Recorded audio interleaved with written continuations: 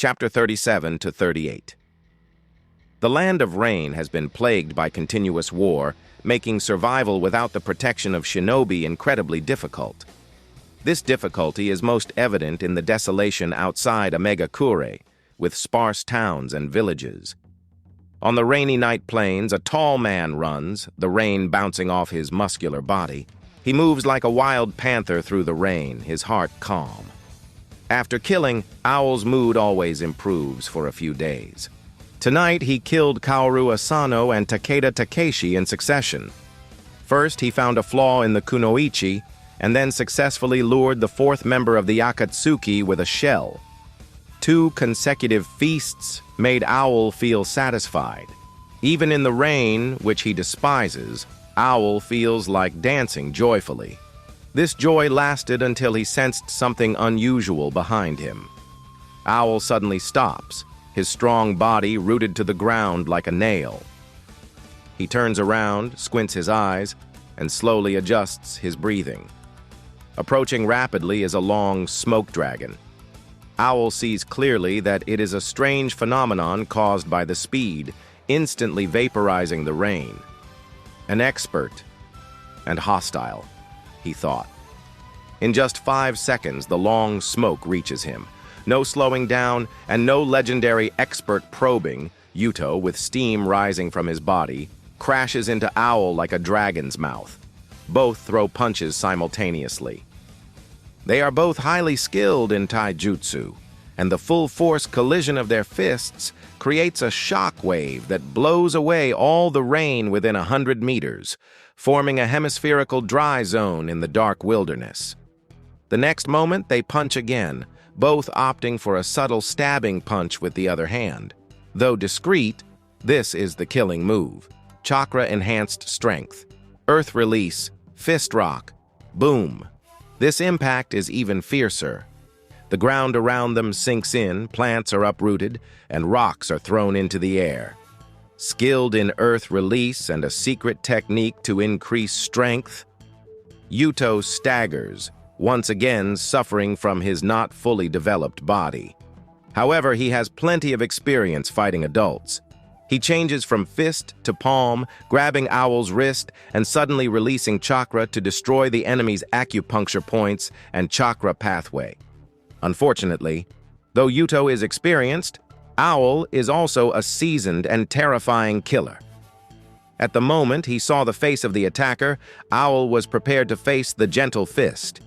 He knew how formidable the Hyuga's gentle fist was. When Yuto grabbed his wrist, Owl went limp, lowering his body to headbutt Yuto's skull. If this hit landed, Yuto's skull would shatter. He dared not take it head-on and had to let go of Owl's wrist, blocking with his arm and retreating more than 10 meters, bouncing out of the crater left by their punches. Yuto Hyuga. Owl flexed his wrist, staring directly at the Branch family boy. Do you know who I am? Owl, right? Probably a member of Root. Yuto rubbed his fingers lightly, speaking softly. There's no mistake. You're the one I'm looking for. Attacking a fellow village shinobi is a capital crime, Yuto Hyuga. I thought what you did in Omegakure was merely out of a desire for power. Attacking a fellow village shinobi? You just did that yourself. Are you talking about Yami? Owl sneered, his bird face mask hiding all his expressions. Tools must be disposed of when they're broken. Even traitor like you can be used to nourish Konoha's root. Hey, stop. Yuto interrupted him with a smile. I'm really tired of your rhetoric, justifying power grabs and benefits with grandiose words. Never mind, why am I arguing with you? The Branch family boy grinned. For a villain, talking too much before killing is a big taboo. Kill? Owl almost laughed at these words. In their brief exchange, Owl had already gauged Yuto's strength. Like him, Yuto was also a jonin specializing in taijutsu. Chakra-enhanced strength, gentle fist, byakugan. These 3 techniques combined were powerful. But Yuto was only 13, lacking in absolute strength and speed. Furthermore, Owl's earth release was very useful in close combat, and he also knew some water release, which was advantageous in the humid environment of the Land of Rain. They were evenly matched. Neither could defeat the other. But Owl knew that a draw meant his victory. He could run back to Konoha and report Yuto Hyuga. With the information on Yuto's actions in Omegakure, the arrogant boy would undoubtedly be branded a rogue shinobi, with no place to die. Turning to flee would mean victory. Even though the Byakugan was an excellent tracking tool, Owl, as a seasoned root member, had exceptional stealth skills and was confident in evading Byakugan's vision. These thoughts occurred in a split second. When Owl decided to exchange a few more moves to gather evidence of him attacking me, he suddenly felt a metallic taste. Owl was stunned for a moment, licking his lips. Sure enough, his lips were cracked, with blood seeping from tiny fissures, tasting of iron. In the humid environment of the Land of Rain, cracked lips? This thought flashed through Owl's mind. At the same time, he felt an indescribable heat. All the rain within 300 meters had evaporated. It had been vaporized by the high temperature, turning into steam and filling the area. Ordinary people entering here would surely be scalded by the steam. The source of the heat was Yuto Hyuga's right hand. A head-sized armor enveloped his forearm and entire hand, with menacing fangs covering his 5 fingers. The high temperature that evaporated the rainwater was merely a side effect of the chakra's high-speed flow. The branch family boy's hand was constantly bleeding, with skin cracks faintly revealing the bones inside. This was a technique capable of shaking the shinobi world. Owl's heart was filled with uncontrollable fear. This was the technique he developed in Omegakure? How could it be such a powerful move? The momentum before its release. Run! I must run! Are you going to... run? Yuto smiled happily, as if his arm wasn't about to shatter. A beast won't return to its cage before a full meal. He suddenly disappeared. Faster, faster, and even faster. The armor on his hand cut through the wind without any resistance. Yuto appeared behind Owl, placing his right hand on Owl's shoulder. "Lions!" the boy whispered, his 5 fingers suddenly exerting force. "Fang bite!" Along with the ground beneath, Owl's body was ground to dust. It was as if this area had been ravaged by a ferocious beast. Yuto landed on the smooth, flattened ground, his right hand hanging limply, clearly with bones completely shattered and the muscles and blood nearly burned dry by the heat. It hurts. Damn it. By the time Yuto saw Konoha in the distance, it had already been half a month since he left. After acquiring the gold and silver from Takeda Takeshi, he exchanged the money that very night and purchased a large amount of chemical and medical supplies. He then established 2 more underground secret bases in the Land of Rain and the Land of Waterfalls. Owl's body had been obliterated, leaving no trace behind, so there was no need for any special disposal. As for Takeda and Kaoru's bodies, Yuto buried both of them in the Land of Waterfalls, a place with massive waterfalls and mountains. According to his previous life's sayings, it had excellent feng shui. Maybe in the next life, they could become a pair of inseparable lovers. The tasks seemed few, but were quite tedious, requiring immense patience. Just finding Kaoru's corpse remains with his Byakugan took considerable effort from Yuto. When he left the village, the snow reached his calves.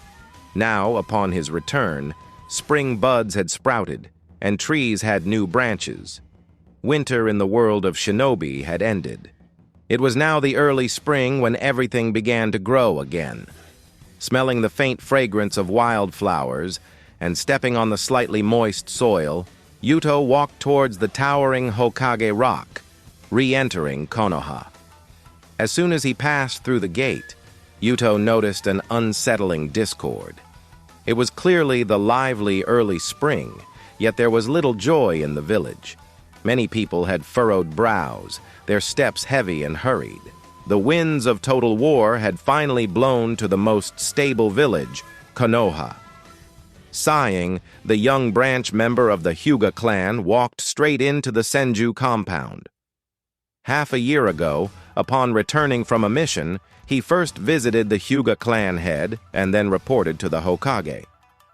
However, now, as Tsunade's disciple, and having received her permission to leave the village temporarily for training, Yuto naturally went to find his teacher first, upon returning.